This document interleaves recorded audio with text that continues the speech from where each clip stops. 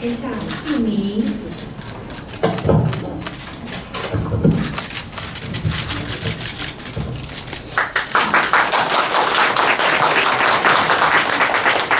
签署完成。我们这次疫情我们台湾非常成功，世界都在看我们，都是我们台湾第一名所以说，其实我们的健保是全世界第一名的所以说这个是那个全世界都很羡慕的地方。然后说，我们那个健保联盟组里面呢，有非常丰富的健保资料，是全世界没有的。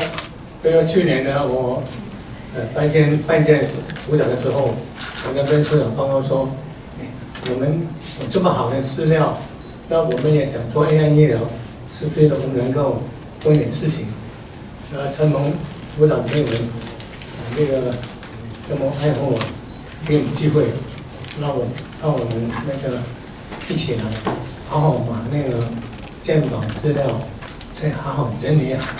那想问一下董事长，就是不知道就是广达内部目前在防疫上面有没有什么应对措施呢？是像包括什么员工无薪假，或者是什么如何跟 AI 做一些结合呢？我们是根据政府的规定了，一步一步做这样。我们是尽量来那个把那个防疫的工作做好。主要是要把那个线上那个工作、线上会议把它做好。尤其这一波未来的4个礼拜最重要的，所以说我们就尽量用那个视讯。人员也不要出国，问客人也不要，几乎是一种封锁的状态。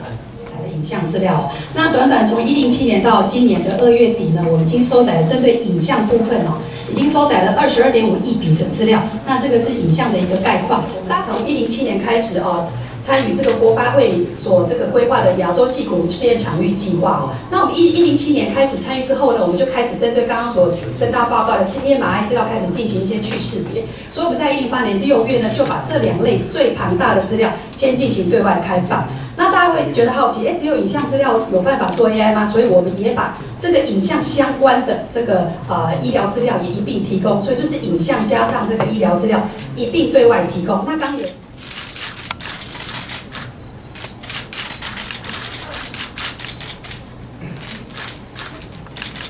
由今天开始是双。